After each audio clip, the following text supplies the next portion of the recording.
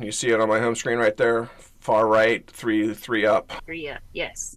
Okay, but if you don't know where it is, how would you find it? Well, right, and that's where I got a little Spotlight bit turned search. around. Spotlight search.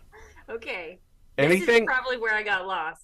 anything, anywhere on your phone. If you don't know where something is on your phone, you use your spotlight search. So swipe down in the middle and type in find, and it'll bring the app to you. The nuances of Well, that's why Spotlight Search, you heard me saying all the basics. The Spotlight you Search is did. the most overlooked, useful tool. It is the tool you will use all day, every day. Do you know it's a calculator? You can just type in an equation, it'll give you the answer. Right here in Spotlight Search, like what's 54 divided by 7? 7.7142. So it just does all the things. If I wanted the calculator, I could type in calc and find the calculator. Wow. Or I could just do the equation right there in the Spotlight Search. Hey Siri, what does jMac fix? jMac fixes everything. Coming to you from the Owl's Nest Studios in Portland, Oregon, it's jMac Fixes Everything, where we answer your tech questions and discuss all things Apple. For valuable, actionable, real-world Apple advice that you can count on, look no further than jMac Fixes Everything. Now here's your hosts, Jamie Pollock and Audrey Isbell.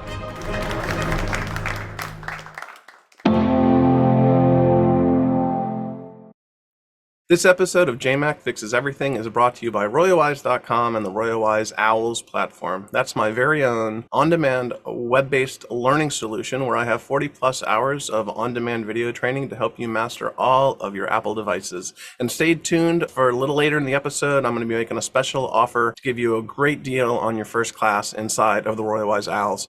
We hope you enjoy this episode of jMac Fixes Everything. Hello, everybody, and welcome. My name is Jamie Pollock. My company is RoyalWise. You can find us online at royalwise.com. Welcome to jMac Fixes Everything. I think we finally settled on a title of what this is. I'm Jamie. They call me jMac. And I'm here to fix things for everybody. But right now we're in the middle of a great series where we got Audrey Isbell with us. Say hi to everybody, Audrey. Hi, everybody. And this is switching from Android to Apple is our topic that we've been talking about. And we are in our seventh conversation, our seventh episode of supporting the switcher and answering questions about what is this iPhone thing and why is it not like the Android that I'm used to and all those sorts of things. So we always start with a little emotional check-in. Audrey, how are you feeling? I'm feeling better than I was. You feeling it's getting easier over time? Yeah, You're it's getting easier over time, for Okay. sure, for sure. good. In the last couple episodes, we've talked a lot about honey. Where's my data? Is that starting to come? It's not come full circle yet. Not yet. Not Okay. yet. I am anticipating that one, right? And so that's something that as we kind of continue to move forward, I'm bound to encounter more challenges with, just making sure I get through that process. And when you ask how I'm feeling, that's bound to create some feelings. Wait, by asking how you're feeling, I'm creating the feelings. Getting through the process is bound to create some more feelings. So That's absolutely fine. We're pushing boulders up hills. Yeah, learning has feelings attached to it already. But then You know what we say? doing the thing. What we say in the there's some training more. world? Learning's painful. Learning is uncomfortable. It's painful. Right? I mean, Can growth. we fix that? Growth is painful. I had two children. I raised them. I was a stay-at-home dad. And to watch their physical bodies, to think of the skin having to stretch around the muscles and the bones as the bones grow, you can see that that's not comfortable. Growth is painful. Growth is by definition uncomfortable, and learning is growth, right? So, no, I'm not fixing that one. I'm going to continue to do what I promised, which is to be a good influence and expose you to the things that you don't know, so that your decisions get better and better. And I feel like that's such an important conversation. You mentioned, having kids and growing in your physical body and all that kind of stuff. And I feel like everybody at some point in their physical growth of life has the question of, am I normal? right? And I think Right. that totally applies to our technology too. Like, is my technology normal? Did I screw it up? You know, is it different from everybody else's technology? And if so, why? What did I Yeah. do to make it different? Most of the time it's not. I'll tell you, just from experience, from dealing with a lot of people. Mhm. And then a lot of my clients that I deal with are retired folks or seniors, which is funny because then suddenly you're coming down the physical hill, right? You may be declining a little bit in mental facility and physical capability, but for mental elasticity or whatever, having a game, doing a game, learning about your phone, learning a new skill is how you stay young in an aging body. And so for me, I'm always like this. It's always good, like lifelong learning. It's one of the things that keeps us a little bit younger, or just a little bit that, hey, I'm not in a rut, or that I'm capable of adapting or change, right? And so when we're talking about the emotional response to having to learn something, it's also the idea of the emotional response to changing, like learning is changing. It's Right. huge. And if you don't know what you don't know, then it begs the question of, am I abnormal? Am I, where am I in the scheme of things? And so Well, that's a let's little bit alarming. keeping it on theme for our program, or at least our series, is you're the switcher. Hmm. You have committed to making a change, right? I'll tell And you something that happened this week. We had kind of talked a little bit about sort of that peer pressure to switch. mm-hmm. Okay, so now being on this side of it, somebody actually said to me this week that now I'm good. Now that I have an iPhone, I'm good, right? Like now I have the thing I'm supposed to have. And so the peer pressure just went away. Yeah, and so you've got kind of like some of the other angle of it of, oh yeah, now you're good. Now you're okay. I don't know. Really funny. I don't know if that's right or true either. I don't know either, but I thought that, oh, isn't that interesting? Well, How iOS 16 just came out, and on Thursday I'm teaching an hour of new features, and so even that you're on an iPhone, there's more to learn. I didn't understand what was new in iOS 16. I had to learn it, so I can teach it to everybody else, So, et tu, Brute? Yes, absolutely. Me too, Jamie. So let me ask you this, like, because I know that you are constantly teaching Apple things and you are teaching the what's new in iOS and all the things. We haven't discussed spoilers. Am I allowed to ask questions that I think are spoilers? You're allowed to ask any question you want, and now I'm curious on what you mean by that. Well, because I was You driving you can't. I'm not going to tell you what happened on Game of Thrones on Sunday or any. I'll clip this out. Like, what did She-Hulk and Daredevil actually? Never mind. Yeah, exactly. So I was driving home the other day and I heard on the news or radio show or whatever, they have these random information. And the radio host basically said something about these impact settings on your iPhone that will automatically call 911 if you have some kind of level of impact, like if they think that you've been in a car accident or something like that, and that they've had like some issues with this technology. I'm like, whoa, wait, maybe Jamie can tell me about these settings. Is this a setting that I can control? Like, Okay, I don't so want to be butt dialing 911. right, and there's actually a couple ways you can now. One of them is if, to power the phone off, you're going to do the power button and the turn down the volume button, right, until you see that slider. But if you hold it too long, Okay. the Yeah, now there's emergency thing, options. oh, it's not happening right now. Normally, if you hold it too long, the emergency thing will start a countdown, and then a siren will go off. And so if you hold that for too long, it will actually call 911, because it's like if you're walking through a parking lot and, you're being stalked or who knows what. You could literally just pull your phone out, push those two buttons, and hold them down until the alarm on the phone goes off to try to scare the person off. And if that doesn't work, you just let it call 911, and then they'll send your location to the dispatcher using GPS. Wow. And that's built into all iPhones. Now, the one you asked about, which is the new crash detection. Yeah, I think that's what it is. That is what you heard about on the news, and it is called crash detection, and it is an iPhone 14 and 14 Pro specific feature. It is an iOS 16, but I do believe it's only on the iPhone 14 and 14 Pro. I don't think the 13 or 12 can do crash detection.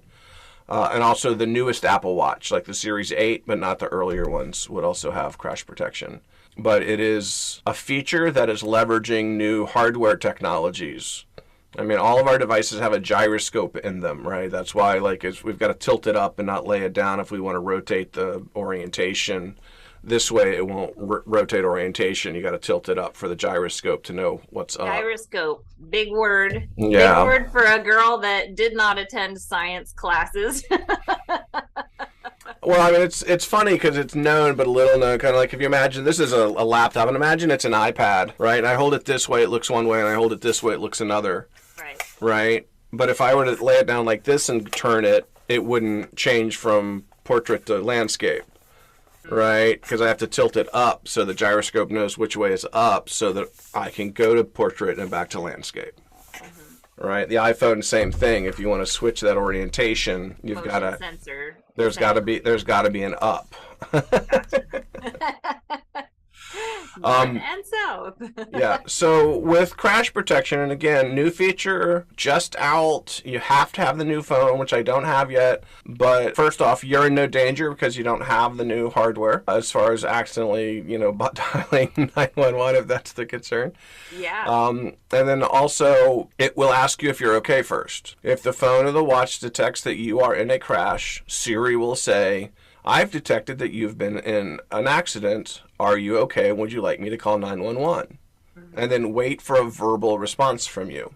Wow. That's impressive. I do not recall my Android having something of that. This is cutting edge, and Apple is just not coming out with it, right?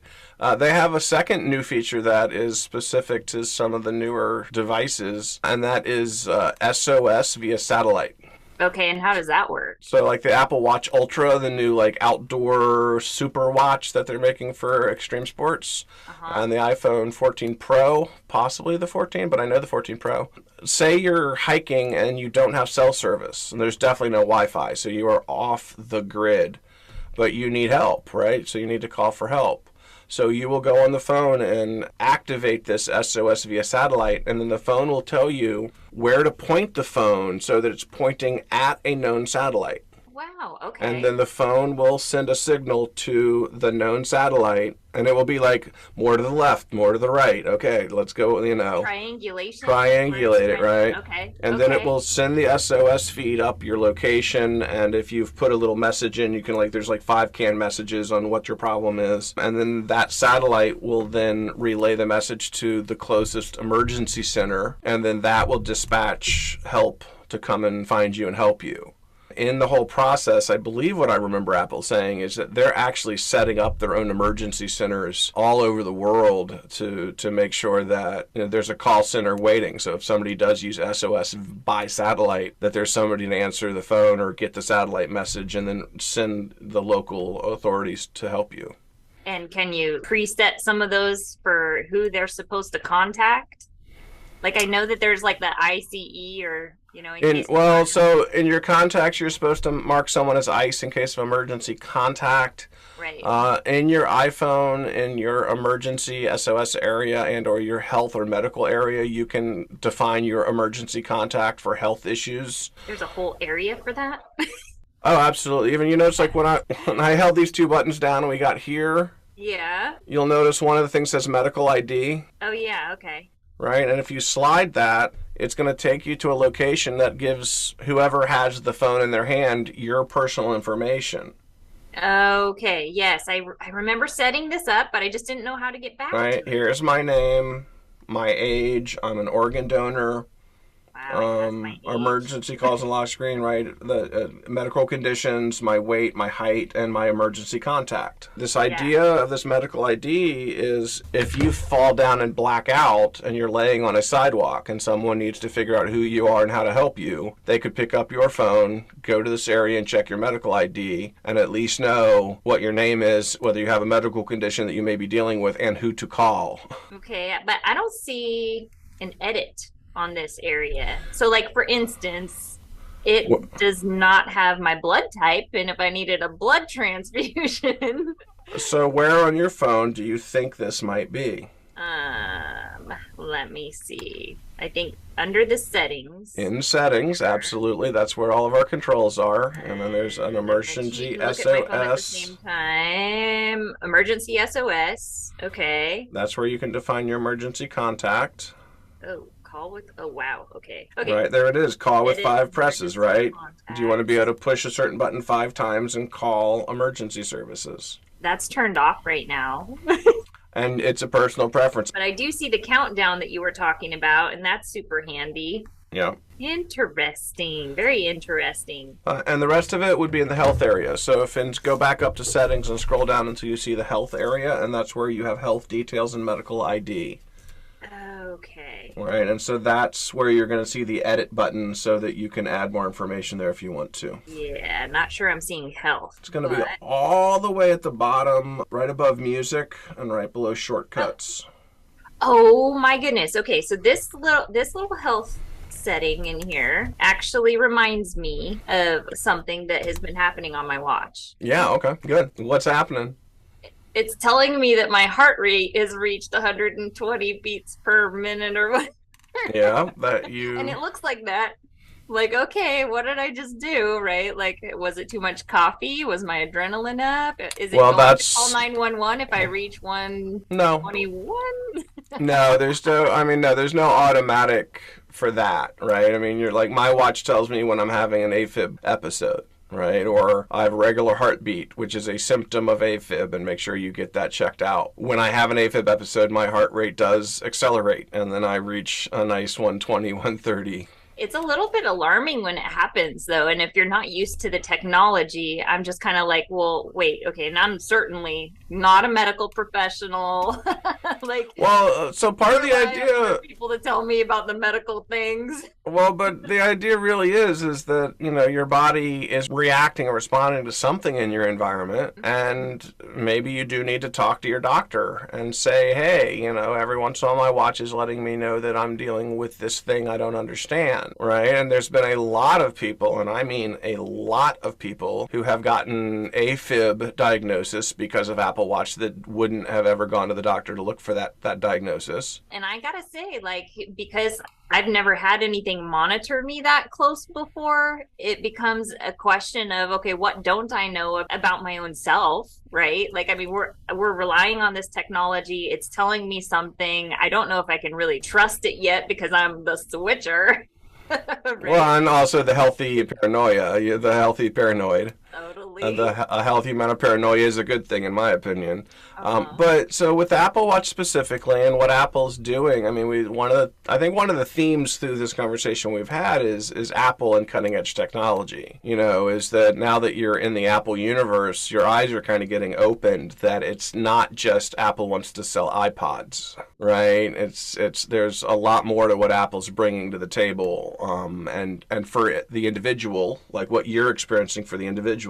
But the Apple Watch has also opened up an enormous amount of medical study capability, because it is now allowing certain people that do medical research to research on a much bigger sample size. Instead of 500 people came to my office and we did this test on them, they now have 10,000 people wearing Apple Watches that have all said, yes, you can take my anonymous data and add it to your study, right? And so fall detection, how many old people are falling down, right? How many stories have we heard that someone fell down and didn't get found for a couple of days, right? I mean, that's part of the crash detection, right? If you crash and you are unconscious, what are your survival chances, and can that be affected? Yeah, well, and we have an elderly parent too. So, you know, looking after her and making sure that she's okay and all those things, you know, elders don't tend to, you know, dive deeper into the technology like we do. Yeah. Right. So you're buying them that really expensive sometimes service to just to be able to hit the sometimes the thing around the neck or whatever, and it's got to have satellite or some sort of, like, how do I, what if the Wi-Fi is down and we still need to call for help? So it needs to have a lot of different layers. I mean, an Apple Watch would be the same. They have come out with the Apple Watch SE, which is a low-end, much cheaper Apple Watch that doesn't have all the fancy stuff, but can still do fall detection and cellular. specific to health? That one? So the iPhone SE and the Apple Watch SE are just the low-end models that are cheaper and then don't have some of the high-end hardware in them, so they can be cheaper. The Apple also just came out with the Apple Watch Ultra. That's the really expensive high-end one for extreme sports and diving and hiking and climbing and all that. Oh. Yeah, the Apple Watch Ultra is pretty impressive. I mean, it's wild. Well, so I haven't been snowboarding in many years, but I just got all of my gear back together. There we go. I'm going, and this could absolutely impact. Yeah, I think the Apple Watch Ultra is a higher level than even just I'm going to go snowboarding. Your Apple Watch you've got right now will be fine for your snowboarding But if I miss adventures. it in the snow and I hit really hard and I'm wearing my Apple Watch and it's gonna 911 on the mountain. No, not. You're overplaying this automatic call to the police. But it's really kind of funny to think about because nobody wants to feel vulnerable, but I perhaps am one of the worst people on the planet where that is concerned. I hate that feeling of vulnerability and want to be able to pull myself out of the situation and the thing. I don't want to be rescued. Even when it's needed. Even when it's needed. You have to develop some trust with the system, and that's I think where this conversation is going, and or I guess where you need some reassurance is I got dragged kicking and screaming into this Apple universe due to peer pressure from all sorts of angles. Now somebody's told me, well, you're all good now, right? And I don't feel all good, right? And the news media is telling me that they're going to call the cops on me if I just fall over. No, I mean, I'm excited about it, actually. I mean, I know it probably sounds like I'm a little bit still in the realm of, oh my gosh, what is it going to do? And that is so true. I mean, that is absolutely a feeling right now. But I do feel like kind of like that wide-eyed kid in the candy store that's going, oh my goodness, and it does this too, and ooh, how do I control it? I may not want it to do that, but oh, that's cool that it does that. I think there's a mixture going on for you that you're still building a foundational knowledge of how the device works and how to stay in control of it, and you're being exposed to these upper level concepts that are like a kid in a candy store that I love technology and oh my gosh, like that's possible now. And does mine do that, right? Because we talk a little bit about the well, you brought it up 3 times. I've said that is a new tech. It's not on yours. So you're right. The iPhone 14 Pro is the only one that's going to have the digital island across the top. The iPhone 14 is not even going to have the digital island, and the 13 and the 12 aren't going to have the digital island. That is a new feature that's only for 14 Pro, because that's the only one that has the hardware to support it. And this is how they keep you upgrading. You know what the term is, right? Do you know what the term is? No. Planned obsolescence. Oh. That's what they accuse companies of, is that they have a schedule of planned obsolescence. So their devices become obsolete, forcing you to make a new purchase so that they can make more money. And welcome to, paranoid America and I'm not sure big about media. Well, I mean, as an Apple expert, I have to come up against this. I think this is interesting that this topic came up today because we have been talking about feeling or emotion or excitement or kid in a candy store or whatever. And this is another natural emotional response to, well, I want the new feature. I want to be able to have crash detection. I just bought this 13 or 12, and now I got to buy a 14 if I want that. But in my opinion, and I'll go ahead and say this, jMac, Jamie Pollock from Royal Wise, I'm going on give me a Bible, I'll put my hand on it or whatever. And this is the way I say it to people after I make my case. I'm going to say at the beginning and again at the end. You cannot love Apple for innovation and hate Apple for innovation at the same time. Right? That's cognitive dissonance on your part. Yep. Right? We love Apple. Why? Because they are innovators.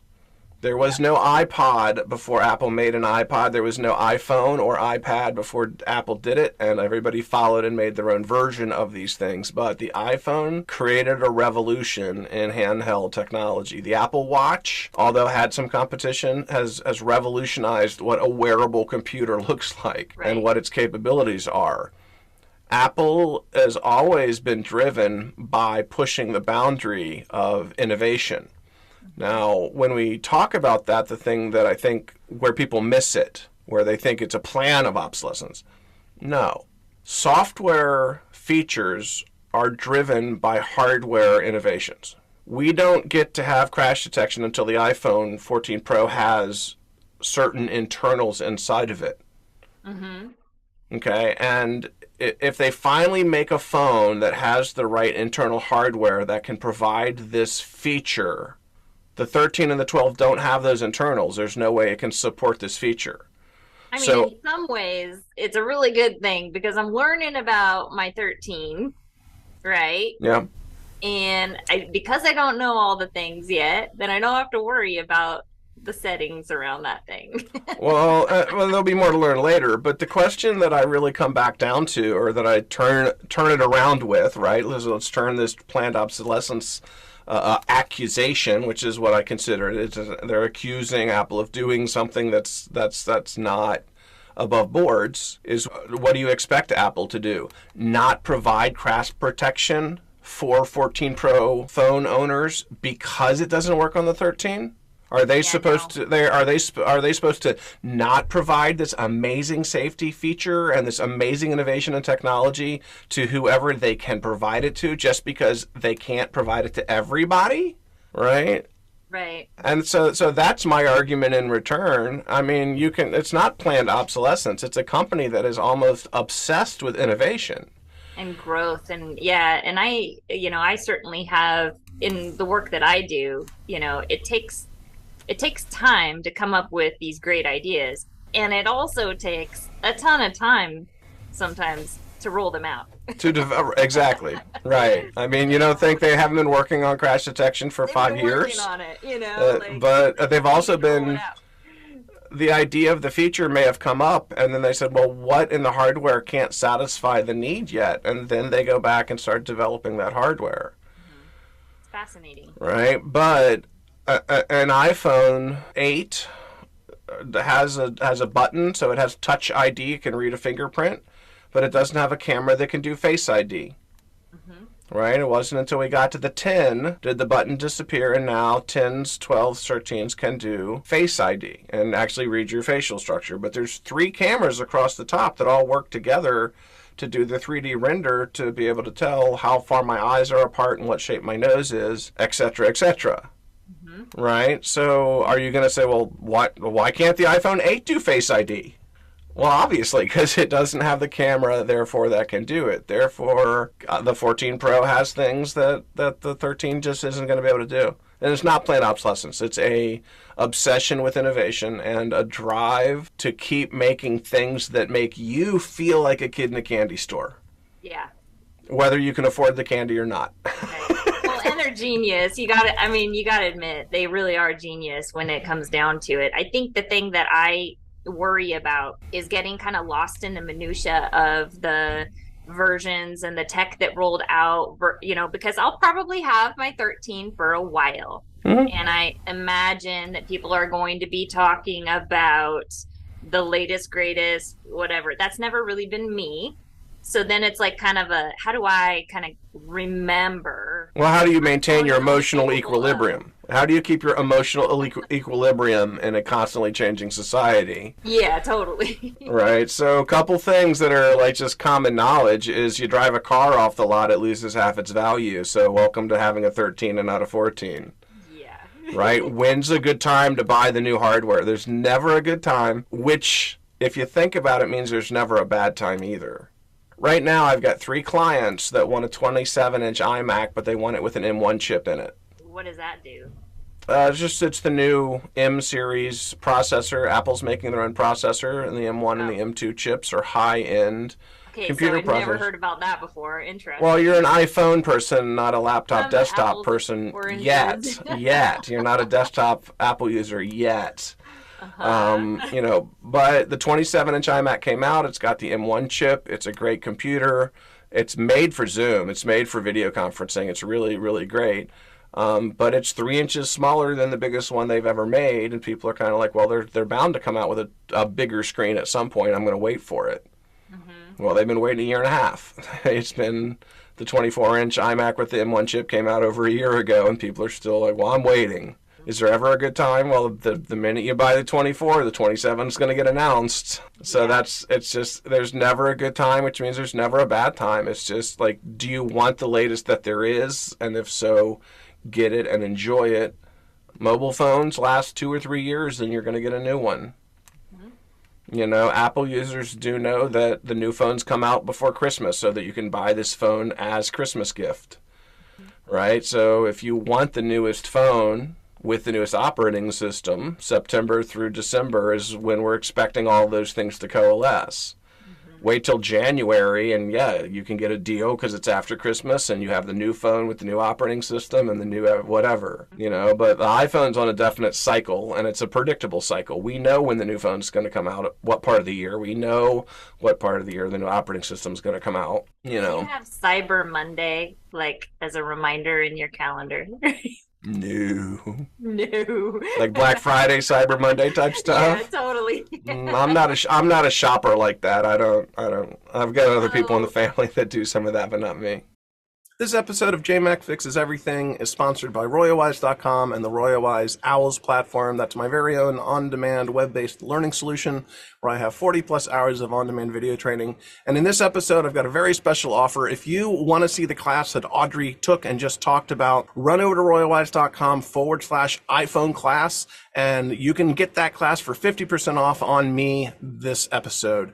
So when you're checking out, just make sure to use the coupon code AskJMac6. And again, that's go to RoyalWise.com/iPhone class. And when you're checking out, use the coupon code AskJMac6 for 50% off of that class. So this is a whole new universe to me, right? And I know that you're constantly reading and studying up on latest, greatest, and all the things so that you can do what jMac does best, just fix everything. What gets you big-eyed in the candy store, right? What makes you go? Oh, are you interviewing me now? We're trying to dig into. I'm sorry, I'm just curious. What gets you excited about what Apple's doing? There's a few features that, there's always something. There's always some new feature or new thing that I go like, wow, that's really amazing.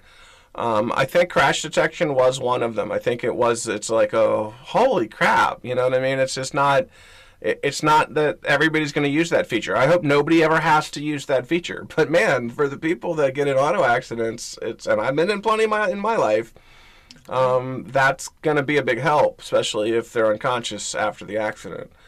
Another feature that's coming up, I will be talking about this in my class on Thursday for iOS 16, is security check.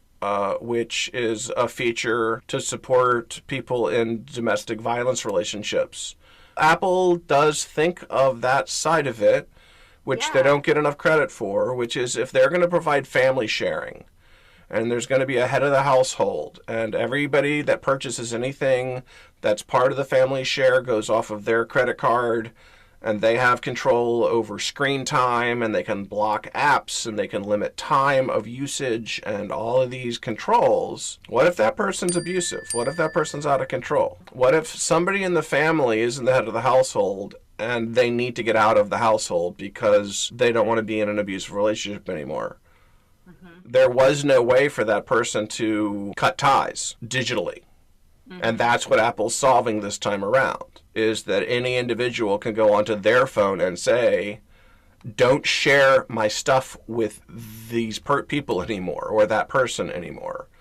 And anything that I've shared previously, pull back, take off of their device, take it away from them, so they don't have what they can use against me in court or use against me in other ways. Now, at the same time, another feature that is a oh my gosh, I can't believe that's finally here feature that also has a question on how are they going to handle it legally. We've talked about this a little bit, is the editing text messages after you've sent them and unsending or undoing a text message.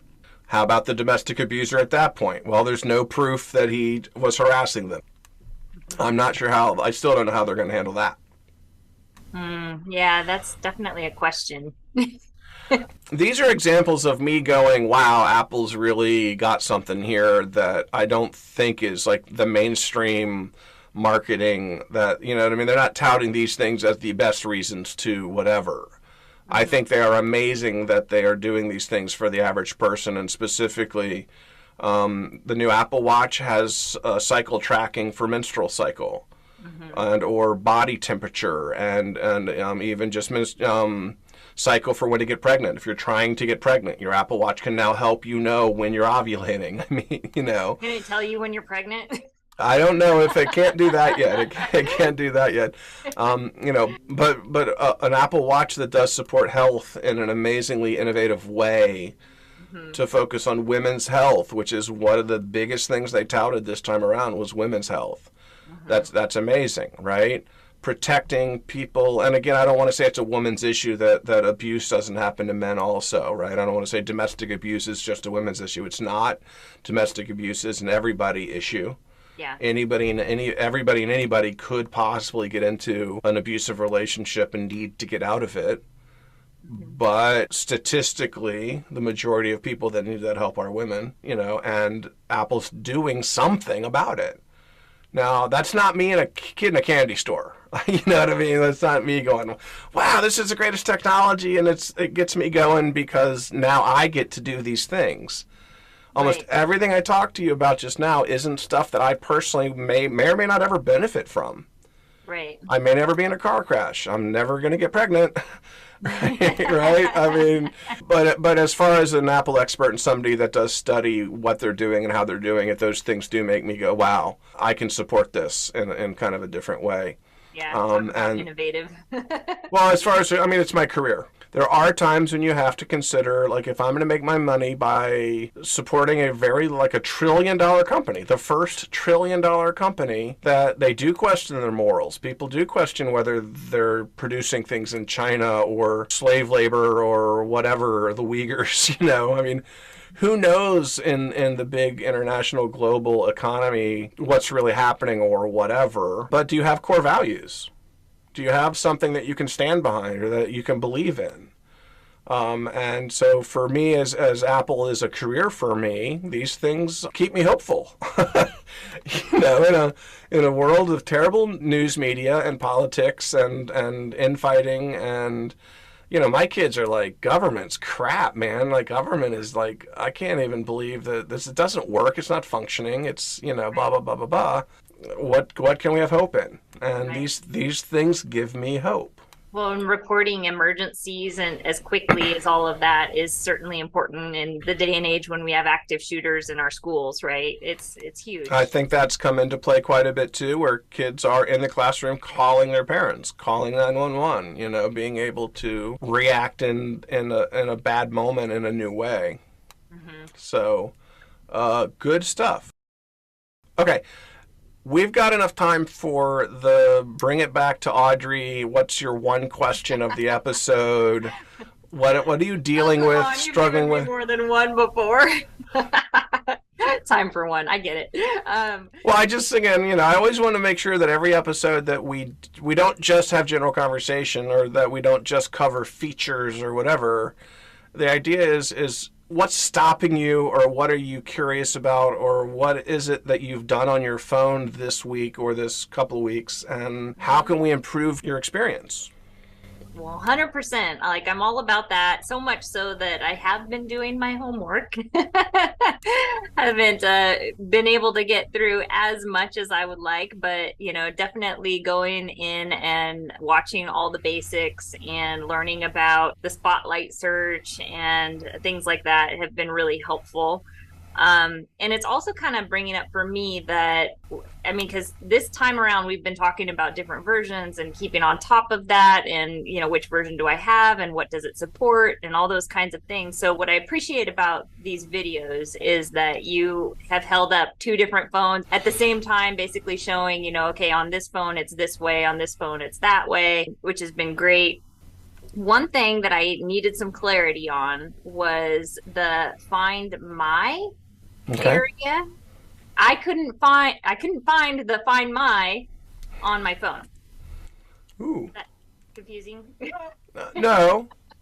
Okay. So we'll start off there for whatever reason. Well, we'll start off with a little history lesson on what is it. And then we'll talk about how it's implemented or where to find it. Does that sound okay? Yep. Okay. So originally the feature was Find My Phone, right? Find My iPhone, Find My iPad, and it moved over to laptop and desktop too. And it was an iCloud feature. And you would just go to iCloud and turn it on. And what it would do was keep track of the location of your device so that if you lost it or somebody stole it, you could go to iCloud.com, go to the web version of Find My Phone, and get a GPS track of where the phone was. So you didn't necessarily need an Apple Watch or anything like that.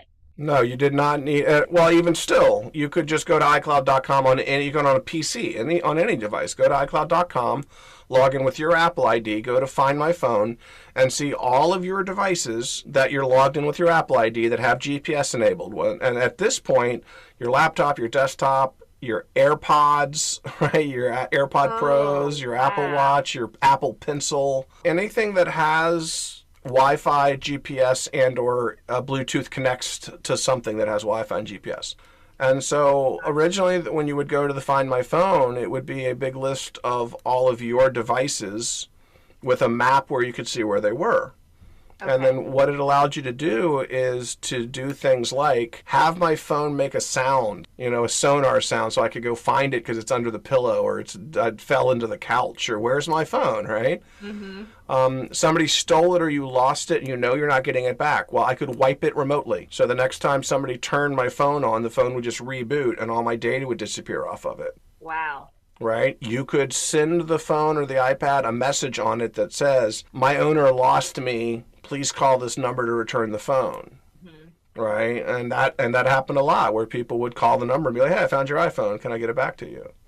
Right? Or the phone got stolen and people would look on the map and then they call the cops. Hey, my phone is at this address. Or they would just go to the address and be like, give me my phone back. And some people got their phones back. Some people got shot, but some people got their phones back. Oh. You don't think like you go up to somebody who steals iPhones for a living and hey, can I have my phone back? And they don't pull a gun on you? People, it's dangerous. The cops said, please quit doing this. Please stop. We know Apple's given you this capability, but please stop. So that was the Find My Phone feature, and that's really where it all started. But then there became a Find My Friends feature. Okay, and so this was a little bit more cooperative where you were allowed to share your location with certain people and say, this person's allowed to track my phone's location. You could even say only for an hour or only for a day, right? You also have the capability of saying hide from everybody, like hide from anybody that I've shared with, right? So maybe I'm going Christmas shopping and I don't need my wife and my kids to know where I went, right? Or I like to go to the bar for happy hour. I don't want them to know where I'm at, So you're always allowed to say hide from Find My Friends. So what eventually happened was there were too many things in too many places, and they combined Find My Friends and Find My iPhone into Find My and dropped the last word. Okay. And I'll go ahead and pull my phone up. We haven't done an example yet today, so let's get an example up here. Do you love this part? Yes. Okay, here we are on my phone. Now, first thing we always talk about is control. How do I control this? How do I control my side of it, right? Mm-hmm. So I'm going to go into the top Apple ID iCloud area, and here's the Find My area. And this is where I can say share or don't share my location. I've got an on and off, and I can just say turn that on or off. Also, my location. Well, is it this phone, or is it my Apple Watch, or is it my iPad, or is it I can decide which device is with me most of the time, so that when I'm sharing my location, it's clear that it's me and not like I left my iPad sitting on the nightstand and so I'd never left my house all day, right? So do you want your phone to be what tracks your location or your iPad to be what tracks your location, so you can make those sorts of decisions? Down here's the family. I'm allowed to track my family. I'm allowed to see where they are, and I'm allowed to see where their devices are. So I can go into each one of these guys and get their contact information. Okay? So there's kind of my controls for that. So now I've got mine right here on my home screen. You see it on my home screen right there, far right, three up. 3 up, yes. Okay, but if you don't know where it is, how would you find it? Well, right, and that's where I got Spotlight a little bit search. turned around. Spotlight search. Okay. Anything, This is probably where I got lost. anything, anywhere on your phone. If you don't know where something is on your phone, you use your Spotlight search. So swipe down in the middle and type in find, and it'll bring the app to you. The nuances of Well, that's why Spotlight search, you heard me saying all the basics. The Spotlight search is the most overlooked, useful tool. It is the tool you will use all day, every day. Do you know it's a calculator? You can just type in an equation, it'll give you the answer. Right here in Spotlight search, like what's 54 divided by 7? 7.7142. so it just does all the things. If I wanted the calculator, I could type in calc and find the calculator. Wow. Or I could just do the equation right there in the Spotlight search.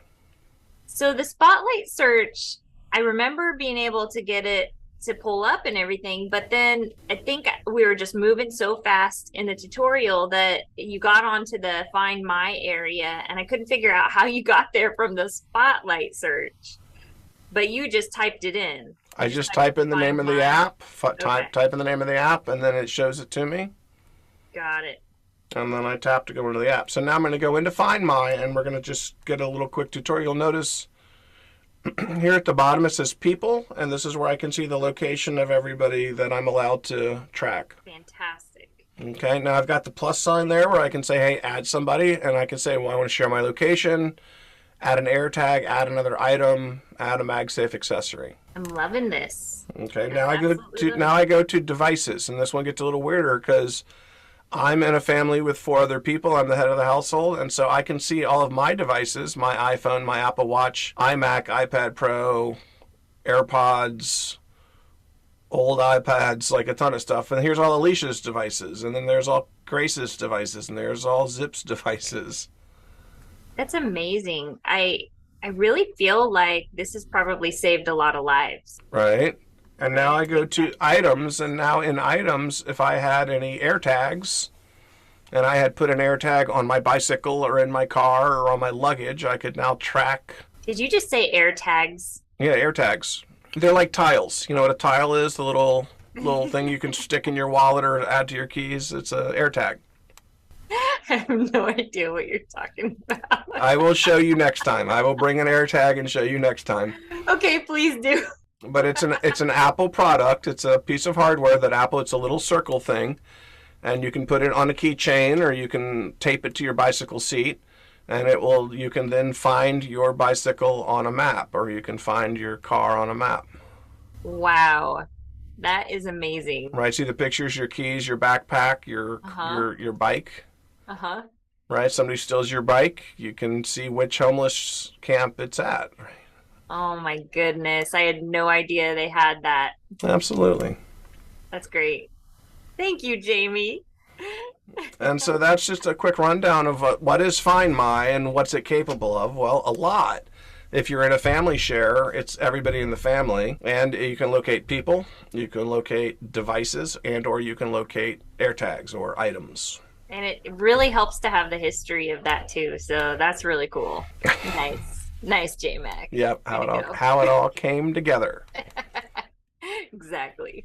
Okay, so you understand another big chunk of what the Apple universe is and about. And I think one of the things I really enjoy about the conversation, and even your question, the question you happen to choose, was so on topic with the whole beginning half of this episode, which was innovative technology solving certain issues for us in this world, and how do we feel about it. Mm-hmm. Right? We're talking about tracking. Yeah. right? And we thought, oh, she's got a little some healthy paranoia. And she's seeing all these new things. So is it going to call the cops on me? Question that we've had come up so many different times. Well, I'm talking about your phone being a tracking device. Isn't that going to make you like next week? You're going to be like, I thought about that, and I'm not sure how I feel now. Right? Totally. I might feel different day to day, week to week. Right. But of course, I'm delivering on my promise is to expose you and educate you on what these features are and what good they can do. Yeah.